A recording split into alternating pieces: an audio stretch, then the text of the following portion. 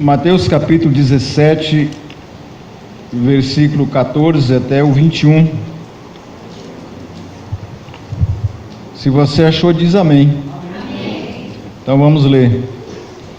E quando chegaram para junto da multidão, aproximou-se dele um homem que se ajoelhou e disse: Senhor, compadece-te de meu filho, porque é lunático e sofre muito, pois muitas vezes cai no fogo e outras muitas na água. Apresentei-o a teus discípulos, mas eles não puderam curá-lo. Jesus exclamou: ó geração incrédula e perversa, até quando estarei convosco? Até quando vos sofrerei? Trazei-me aqui o menino. E Jesus repreendeu o demônio, e este saiu do menino, e desde aquela hora ficou o menino curado. Então os discípulos, aproximando-se de Jesus, perguntaram em particular: por que motivo não pudemos expulsá-lo? E ele lhes respondeu: por causa da pequenez da vossa fé. Pois em verdade vos digo que se tiverdes fé como um grão de mostarda, direis a este monte: passa daqui para acolá, e ele passará. Nada vos será impossível. Mas essa casta não se expele, senão por meio de oração e jejum. Senhor, eu quero te louvar por essa noite, quero te agradecer pelo privilégio de estarmos na tua presença. Glória a Deus. Oro agora, Senhor, que tu nos dê o espírito de sabedoria e de revelação no pleno conhecimento de Jesus. Que os olhos do nosso espírito, Senhor, sejam abertos para que nós possamos ouvir além dos nossos ouvidos físicos e ver além dos nossos olhos físicos, Senhor. Dá-nos entendimento espiritual das realidades que nos cercam. Nós estamos aqui, Senhor, simplesmente disponíveis, Deus. Usa-nos conforme o teu querer e o teu propósito para este lugar e para essa noite. E nós vamos cuidar de te dar a glória por tudo que tu fizer. No nome de Jesus, amém, Amém. E amém. Glória a Deus. Quando nós pensamos nesse tema, quando o tema da fé é sempre muito desafiador para nós, não sei se você se sente assim, mas essa declaração de Jesus sempre me causou muito incômodo, de verdade. Tudo é possível ao que crê. E a verdade é que nós compreendemos um pouco da fé porque ela está muito esclarecida nas Escrituras, né? Por exemplo, Hebreus 11:1 diz que a fé é o firme fundamento das coisas que se esperam e a convicção dos fatos que se não veem. Também Romanos 10:17 diz que a fé vem pelo ouvir e ouvir a palavra de Deus. Assim nós sabemos o que é fé e sabemos como trazer a fé para dentro de nós. Mas nós nunca pensamos em incredulidade. E a impressão que eu tenho é que quando nós pensamos em incredulidade, a gente pensa que a incredulidade somente é o oposto da fé. Mas não é assim. A incredulidade é uma raiz edêmica, um mal com o qual nascemos e que perdura em nossas vidas mesmo depois que aceitamos a fé em Jesus. Se nós não lidarmos com a incredulidade, vai ser muito difícil nós entendermos a fé. Porque me parece que a igreja do Senhor, ela pensa que é assim: uma vez que eu tenho fé, a incredulidade é destruída. Mas não é bem assim. A incredulidade é uma semente que nasce no nosso coração, que já nasceu quando nós nascemos fisicamente, herdamos isso dos nossos pais originais, de Adão e Eva. Isso perdura até hoje, e eu creio que se nós não aprendermos a lidar com a incredulidade, essa palavra de Jesus também nunca será a verdade para nós. Esse texto que nós lemos, a gente vai compartilhar algumas coisas para que você compreenda o que eu penso no meu coração, amém? Eu gosto muito de pensar com o coração. Quantos aqui pensam com o coração? Os melhores pensamentos que eu tenho não são com a minha cabeça, mas é aquilo que eu penso no meu coração.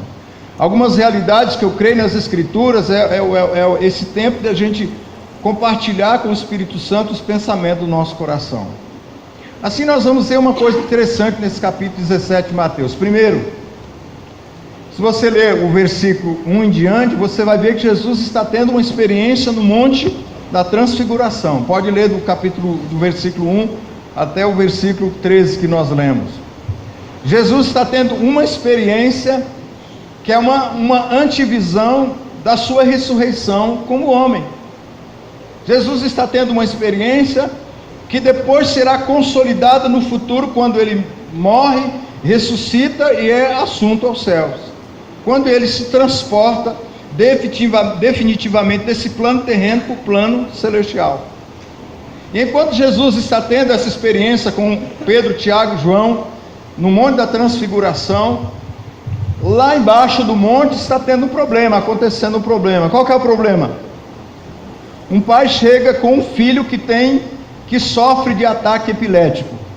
E ele disse para Jesus posteriormente que ele trouxe aquele menino para que os discípulos de Jesus pudessem expulsar, ou pudesse curar aquele menino, porque até aquele momento ninguém sabia que era um demônio. Sabia que somente que ele tinha ataque epilético. Depois Jesus discerne que é um espírito maligno que gerava aquela enfermidade naquele menino. Mas enquanto Jesus está lá, os discípulos tentam expulsar ou curar aquela enfermidade e não conseguem. Muitas vezes, irmãos, a gente não entende esse texto aqui. Grande parte da igreja não compreende o que Jesus está tentando nos ensinar aqui. Porque às vezes andar com Jesus tem aquela coisa, não sei se vocês têm também essa mesma percepção. Jesus é mais ou menos assim: você está caminhando com ele agora, aqui, indo numa direção, de repente ele quebra para a direita, você perde o pensamento dele. A impressão que tem que ele sai fora do assunto e aí você se perde. Há muitos textos bíblicos que é exatamente assim: ele está caminhando numa direção, você está atrás dele, de repente ele quebra para a esquerda e você perde o pensamento dele. Esse texto é um dos textos assim. Você quer ver uma coisa? Quando Jesus desce do monte, os discípulos, o pai do menino disse para ele assim: Senhor, eu trouxe meu filho porque ele é enfermo, porque muitas vezes ele cai no fogo, outras vezes na água, ele tem ataque, mas eu trouxe esse menino aos seus discípulos, mas eles não puderam expulsar o demônio, eles não conseguiram curar essa enfermidade. Sabe qual a impressão que eu tenho? E aí eu fui ver com mais clareza, foi exatamente isso que aconteceu. É como se eles fossem um super-herói, de repente perdesse o poder. Lembra do super-homem que tinha a criptonita que gerava a força e o poder do super-homem? Era a criptonita. E se faltasse aquela pedra, ou contato com ela, não me lembro muito bem agora, mas ele perdia o poder. Esse texto aqui, os discípulos literalmente perdem todo o poder. Não é que restou um pouquinho de poder. Eles simplesmente perderam toda a capacidade de realizar milagres. É muito interessante isso. Agora parece até incompatível com o capítulo 10 de Lucas, que antecede inclusive a esse episódio. Quando Jesus separa 70 discípulos e os manda de aldeia em aldeia, e Jesus disse assim para eles: olha, cure os enfermos, liberte os cativos, limpe os leprosos, ressuscite os mortos, e eles vão e as coisas acontecem. E esse episódio não acontece. Qual é o problema? Vamos discutir isso e entender por que os discípulos perderam o poder. Vamos entender, a primeira coisa é que os discípulos nunca operaram pelo seu próprio poder, ou seja, eles não tinham uma unção, um manto profético sobre eles. O manto sobre o qual eles operavam era o manto que estava sobre Jesus de Nazaré. Entende isso? Jesus compartilhou o manto profético que ele havia recebido. Lembra que Jesus, quando foi batizado, o Espírito Santo veio sobre ele, e a Bíblia diz assim, que Deus ungiu a Jesus de Nazaré com o Espírito Santo e poder, e ele andou por toda parte fazendo bem e curando os oprimidos do diabo, porque Deus era com ele. Atos 10:39. Então Jesus operava debaixo do manto profético, e os discípulos de Jesus operavam sobre o mesmo manto. Quando Jesus é transfigurado, o manto também é transfigurado, o poder também se vai, e eles ficam somente com uma condição de quem não tem absolutamente nada. Quando Jesus desce do monte, e que o pai do menino traz o problema para Jesus, Jesus diz assim: traga aqui o menino. E antes, porém, ele diz: ó geração incrédula e perversa, até quando vos sofrerei? Ou seja, até quando vocês me farão sofrer com essa incredulidade? Traga-me aqui o menino. E a Bíblia diz que o menino foi trazido a Jesus, Jesus repreende o espírito maligno e o menino é liberto. Mas os discípulos ficaram intrigados. Percebe no texto? Que em particular, não na multidão, depois que tudo é resolvido, chama Jesus de canto e diz assim: espera um pouco, tem alguma coisa errada. Por que nós não conseguimos expulsar esse demônio? Por que nós não conseguimos curar este enfermo, se já fizemos tantas coisas, até maiores do que essa? Eles tinham inclusive ressuscitado mortos, tinham limpado leprosos, purificado leprosos, e de repente eles se dão aqui com uma situação parecida. E Jesus responde assim: olha, por causa da pequenez da vossa fé. É porque vocês não têm uma fé nem pequena. Quando Jesus está dizendo isso, ele está dizendo assim: é porque vocês não possuem nenhum tipo de fé, nenhuma pequena. Porque se vocês tivessem fé do tamanho ou semelhante a um grão de mostarda, vocês não apenas curariam enfermidades como essa, mas vocês até transportariam esse monte. Aí no verso 20 vem o problema: mas essa casta não se expulsa senão por meio de jejum e oração. E aí está o problema, porque a igreja acha que Jesus está falando do demônio, do tamanho e do tipo do demônio. Não é isso que ele está falando. Ele não está dizendo assim: olha, sabe por que vocês não expulsaram? É porque esse demônio é diferente dos outros. Essa casta aí é diferente das outras. Que demônio era esse? Que tipo de demônio era esse que impediu que esse povo, que destruiu inclusive a fé desses discípulos de Jesus? Não é disso que Jesus está falando. Ele está dizendo assim: esse tipo de incredulidade não se expulsa senão por meio de jejum. Casta é tipo. Jesus está usando um jogo de palavras. Ele está dizendo: ó, a questão é o seguinte: esse tipo de incredulidade que vocês possuem não se expulsa senão por meio de jejum e oração. O problema não é o tamanho nem o tipo de demônio. O problema é o tipo de incredulidade que vocês têm, que precisa ser destruído e só se destrói pelo jejum. Olha, irmão, que tipo de incredulidade é essa? Deixa eu explicar para você. Lembra da historinha no bom sentido, história maravilhosa do jardim do Éden. O Senhor plantou um jardim, e no meio do jardim tinha duas árvores. Quantos lembram? A árvore da vida e a árvore do conhecimento do bem e do mal. O Senhor diz o quê? De todas as árvores que há no jardim, vocês podem comer livremente, mas aquela árvore ali, está vendo? Aquela árvore do conhecimento do bem e do mal, aquela árvore ali tem uma frutinha venenosa. Aquela frutinha vermelha tem veneno dela. O dia que vocês comerem desse fruto, do fruto da árvore do conhecimento do bem e do mal, vocês vão morrer. O fruto da árvore do conhecimento do bem e do mal é apenas a simbologia da nossa independência de Deus. Se ele tivesse provido, comido do fruto da árvore da vida, nós viveríamos totalmente dependentes de Deus, e a vida de Deus guiaria, conduziria e escreveria a nossa história. Eles comeram do fruto da árvore da vida e foram destituídos da presença de Deus, e geraram aquilo que a gente chama de incredulidade edêmica. Nós nascemos incrédulos, irmãos. Nós temos uma incapacidade extraordinária de nos relacionarmos com questões espirituais e profundas de Deus.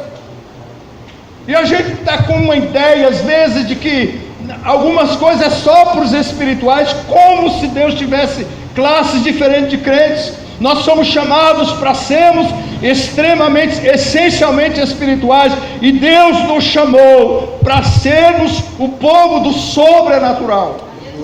Por isso Jesus diz: tudo é possível àquele que crê. Agora, a primeira vez que Jesus se ausenta fisicamente e espiritualmente, eles perdem totalmente a fé. Lembra do que eu disse para você? Eles operavam debaixo do manto profético do homem Jesus de Nazaré. Vamos entender essa palavra, capítulo 9 de Mateus. Vamos lá. Até aqui, você está entendendo? Então diga amém. No capítulo 9 de Mateus, O versículo 14 diz assim: vieram depois os discípulos de João e lhe perguntando para Jesus, né? Por que jejuamos nós e os fariseus muitas vezes, e os seus discípulos não jejuam? A questão aqui é o seguinte, ó, os discípulos de João dizem assim: nós, os discípulos de João, estamos sempre em jejum, mas os teus vivem comendo, em churrascaria. Os caras vivem em rodízio de pizza, todo dia está jantando na casa de um. Qual que é o problema? Por que só nós temos que jejuar e os teus discípulos comem o tempo todo? Jesus responde: pode por acaso estar triste os convidados, enquanto o noivo está presente? Observa aí, o que Jesus diz? Pode por acaso estar triste os convidados, enquanto o noivo está presente? Ele está dizendo assim: não precisa ficar triste, mas dias virão em que lhes será tirado o noivo, e nestes dias eles terão que jejuar. O que Jesus está dizendo? Um dia eu vou ser assunto ao céu, um dia eu vou me ausentar da terra, naqueles dias vocês precisam jejuar. Deixa eu explicar para você uma coisa: se você vivesse nos dias de Jesus, que ele viveu como homem na terra, você não precisava jejuar, irmão. Você nem precisava orar, porque você estava debaixo do manto profético de Jesus. Mas Jesus diz assim: um dia eu vou me ausentar, e naquele dia, se vocês não jejuarem, vão passar vergonha, porque vocês ainda são incrédulos. Lembra do Monte da Transfiguração, que é uma antivisão profética desse momento em que Jesus vai se ausentar? Por que eles falham na missão? Porque perdem o poder. Porque até aquele momento eles não tinham prática de orar e nem de jejuar. As pessoas acham que jejum é uma alternativa da igreja. Eu não consigo jejuar, irmão. Jejum é uma lei espiritual que tem que ser praticada pelos discípulos de Jesus. Tem que ser cultura, precisa estar incorporado na prática cristã. Não é uma questão de eu não quero, irmão. Não é uma questão de quer. Você precisa jejuar para destruir. Lembra que eu falei para você a estrutura de incredulidade do seu coração? Não basta apenas você promover a fé em você, você precisa destruir a incredulidade. O jejum, Jesus diz: o dia que o noivo for tirado, eles terão que jejuar, porque senão vão fracassar. Deixa eu dizer para você uma coisa: o que as pessoas sempre perguntam, pastor, o que a gente sente quando jejua? E eu digo: fome. Fome, enjoo, dor de cabeça, depende do tempo que você jejua. Por quê? Porque jejum é para sentir fome, querido.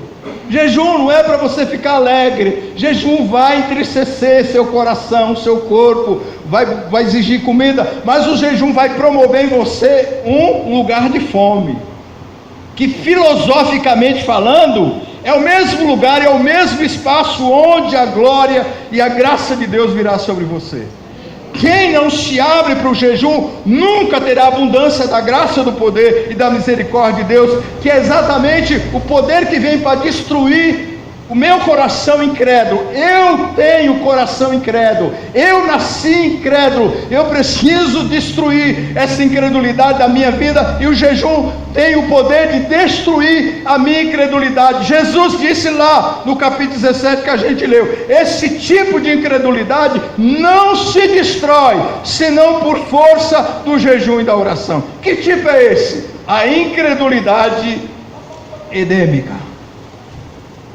A incredulidade que te faz ver as coisas de Deus de uma outra perspectiva, que faz com que você desacredite, desconfie, que não te permite acreditar nas coisas simples do Evangelho, porque basta comparar a igreja primitiva com a gente. O que aconteceu conosco? O que acontece com a igreja atual? O que aconteceu com a igreja no decorrer da história? Ela perdeu parte da prática do jejum. Não sei se você tem experiência de jejuar. Eu estou pregando porque experimentei muito tempo de jejum na minha vida. Eu sei que o jejum tem esse poder de nos tornar muito sensíveis àquilo que Deus está tentando fazer em nossa vida. O jejum tem um poder transformador. Jesus disse assim: por acaso pode estar triste os convidados enquanto o noivo estiver presente? Não, ele está dizendo, mas dias virão em que o noivo vai embora. Nesses dias eles terão que jejuar. Aí Jesus entra, que é aquelas quebradas que Jesus dá e que o povo não entende. Ninguém põe remendo de pano novo em vestido velho. As pessoas acham que Jesus mudou de assunto. Não, ele está no mesmo assunto.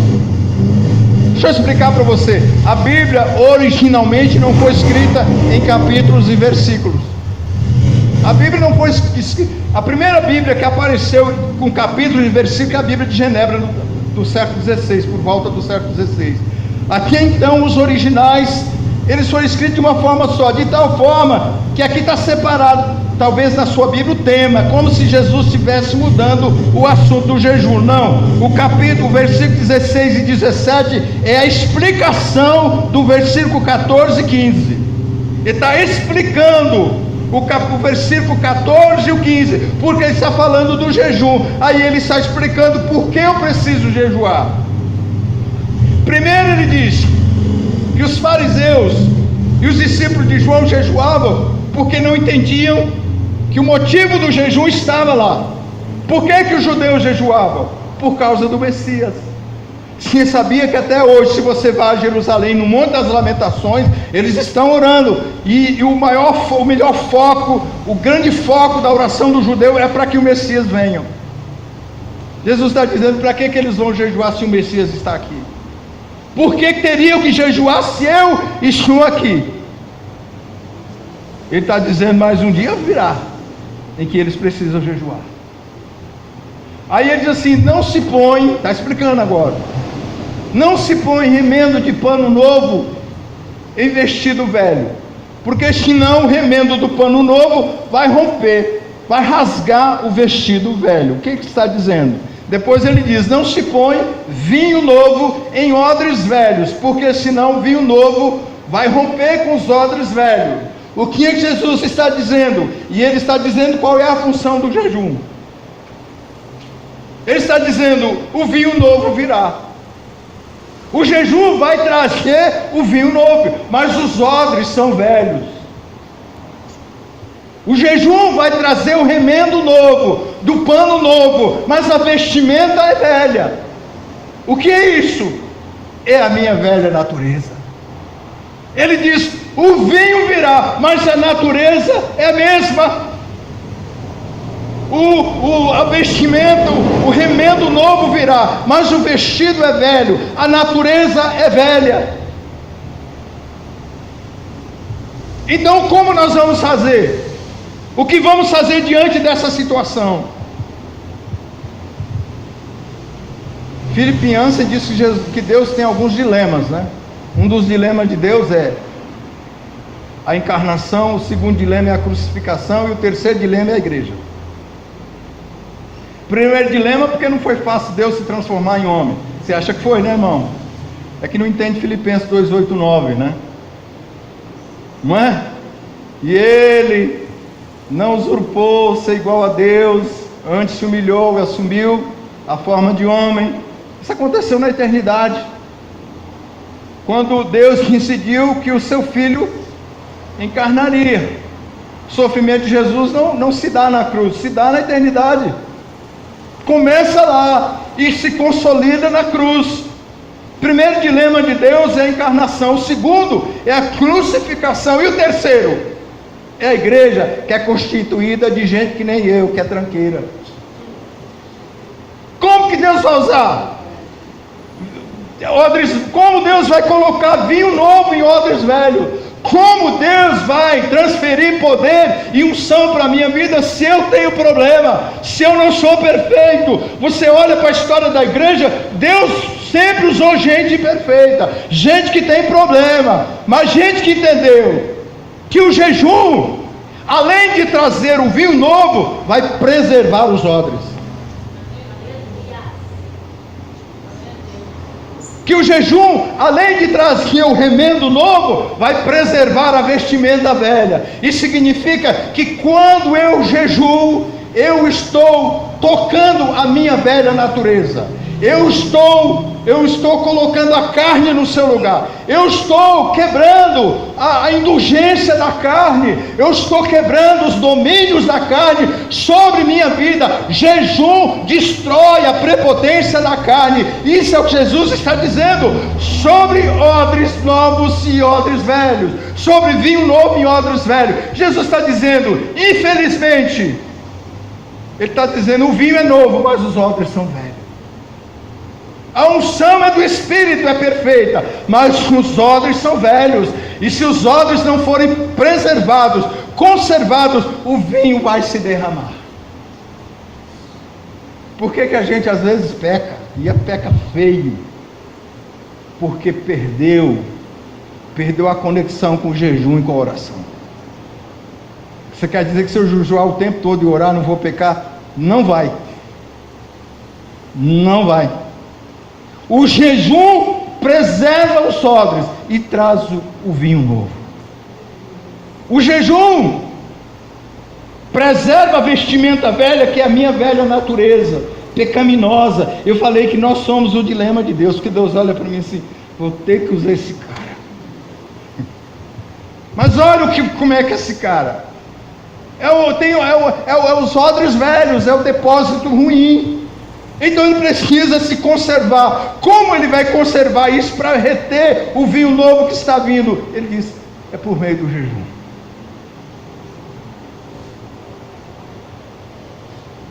O jejum destrói, eu disse para você, vou repetir, a prepotência e o domínio da carne sobre nossas vidas. Quando você jejua, você vai perceber uma coisa. Eu posso dizer para você que tem uma certa experiência com jejuns prolongados. Depois de um jejum, e o máximo que eu jejuei foi 7 dias seguidos. Então eu vou dizer para você que depois de 7 dias em jejum pleno, eu descobri que há um mundo espiritual à minha volta que eu não conheço, que você não conhece, que você não discerne. Lembra que eu disse para vocês que o problema do povo de Deus é que eles insistem numa coisa que não é exatamente o que Deus planejou e projetou para a nossa vida. Porque a gente deixa de fazer coisas que são essenciais para a nossa vida e para a nossa caminhada. Quando a gente fala de tudo é possível que crê, eu creio que Deus está primeiro, antes de nos fazer viver essa realidade, isso se aplica a minha e à sua vida também. Antes de Deus colocar o vinho novo, antes do Senhor nos dar uma fé que está à nossa disposição, nós precisamos permitir que o Espírito Santo quebre as estruturas de engano e de incredulidade que estão na minha vida. Por que você acha que Deus não faz mais na sua vida, irmão? Já parou para pensar? Porque Deus não quer, porque Deus não é bom, porque você é incrédulo, você não crê, não é que você não tenta, irmão, você até tenta, é que as pessoas acham que fé é uma questão de tentar, vou tentar crer, vou tentar acreditar, irmão, fé não é isso, fé não é ficar tentando acreditar, meu Deus, fé é algo que vem do Espírito Santo, fé é algo que provém da parte de Deus, mas eu preciso permitir que o Espírito Santo quebre as estruturas de engano e de incredulidade em minha vida. E eu tenho que permitir também que o Espírito Santo destrua a prepotência da carne na minha vida. Porque deixa eu dizer para você uma coisa, querido.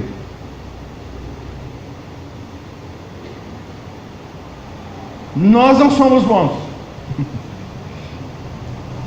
Nós somos um grande problema para Deus.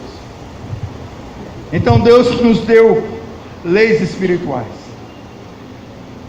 Eu vou dizer para você, de todas as leis espirituais, que é uma lei espiritual? Oração é lei espiritual, adoração é lei espiritual, jejum é lei espiritual, meditação na palavra, tudo são leis espirituais. Mas a mais poderosa é o jejum. Quer que a sua vida mude? Comece a jejuar. Quer transformar as circunstâncias da sua vida? Começa a jejuar. Claro que jejum não tem a intenção de que você receba nada, mas você vai receber. Porque você entra numa coisa chamada verdade. O jejum me tira da estrutura de engano e me projeta na verdade. E as pessoas dizem assim: eu jejuei por uma casa e aí eu comprei a casa. Ele acha que foi o jejum que fez. Não, mano, não foi o jejum. É que você levantou a sua fé e aí as suas orações foram respondidas. Porque Deus se relaciona com você com base na sua fé, não é na sua necessidade. Deus não responde porque você precisa, Ele responde porque você acredita. Deus não vem porque eu preciso, Ele vem porque eu creio. Aleluia. Pelo menos alguém disse aleluia, né? Glória a Deus. O escritor de Hebreus, vou concluir agora, diz: sem fé é impossível agradar a Deus, porque aqueles que se aproximam de Deus precisam crer que Ele existe e que se torna galardoador do que os busca. O que é que o escritor de Hebreus está dizendo? Ele está dizendo assim, que Deus só se agrada de fé. Aqueles que se aproximam de Deus precisam crer que Ele existe e que se torna galardoador. A palavra galardoador é assim, um Deus que gosta de dar presente bom. Eu fiquei impressionado com essa versão. Deus gosta de dar presente bom. Deus não é aquele cara, desculpa a expressão, que vai dar um presente, nada contra, passa na loja de R$1,99 para dar um presentinho para você. Não, Deus gosta de dar coisas boas, Ele tem prazer em nos abençoar, mas Ele precisa encontrar fé em nós. Agora eu vou concluir aqui essa palavra, voltando lá para o capítulo 17. Você não precisa abrir lá, mas só para você entender. Jesus diz assim, ó: Senhor, por que nós não conseguimos expulsar? Jesus diz assim: porque vocês são incrédulos.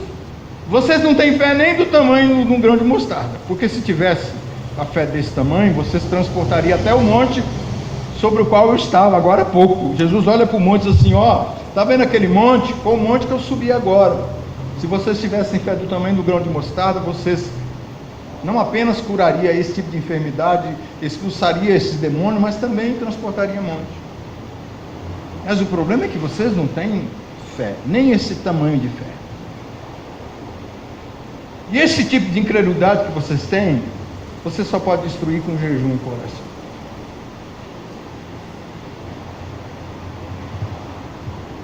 Então deixa eu terminar com essa mensagem dizendo para você o seguinte: nós precisamos de uma fé que seja capaz de transformar essa palavra de Jesus numa realidade.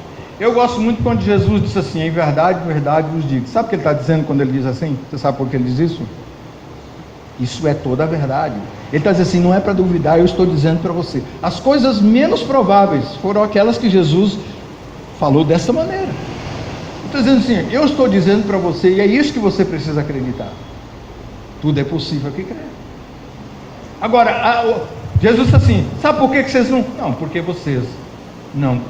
vocês não têm nenhuma fé. Vocês não têm fé nem do tamanho de um grão de mostarda. Agora, esse tipo de incredulidade que vocês têm, lembra que vocês não precisavam jejuar quando eu estava, mas agora você viu como eu me ausentei um pouquinho, vocês falharam? Vai ser assim para a vida toda. Se continuar nessa moleza, só comendo e não jejuando, não vão ter fé para transportar monte, nem para expulsar demônio, para curar enfermos.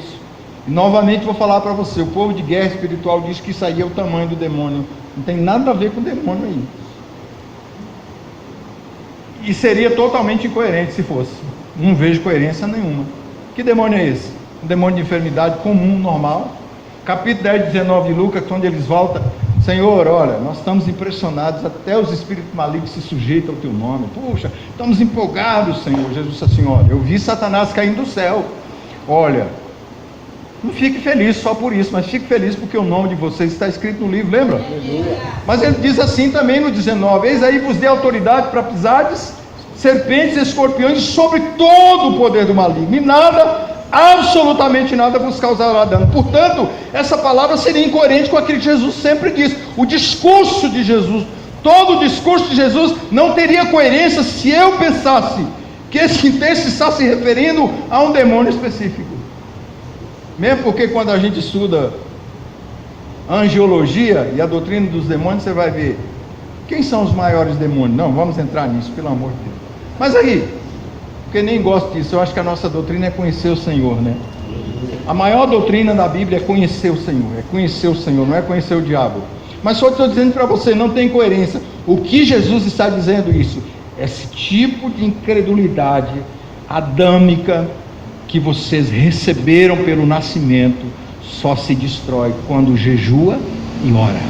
Ou seja, sem jejum e oração, vão tentar, mas nada vai acontecer. Vão tentar, mas não vão conseguir. Então eu estou dizendo para vocês aqui, o tema é: tudo é possível que crê. Vamos destruir as estruturas de incredulidade de nossa vida. E isso se chama, irmãos, jejum. Agora, querido, só para encerrar, jejum, não adianta você querer jejuar 40 dias se nunca jejuou nem meio-dia. Que o povo de Deus assim, não, o modelo bíblico de jejum é 40 dias, irmão. 40 dias, irmão, 40 dias foi para Jesus, foi para Moisés, numa outra conotação, num outro momento e num novo formato. O judeu, quando jejuava, por exemplo, um dia, o que é jejum de um dia? Deixa eu explicar para você rapidinho, eu sei que seu pastor já explicou. É do pôr do sol ao pôr do sol. O judeu, quando a Bíblia diz assim, jejuou um dia, ele jantou no pôr do sol e depois voltou a jantar no pôr do sol do dia seguinte. Isso é um dia, mas você pode jejuar meio-dia, você pode jejuar o jejum de Daniel, que é um jejum parcial. Há muitas formas de fazer jejum. Só um alerta: jejum é comida, tá?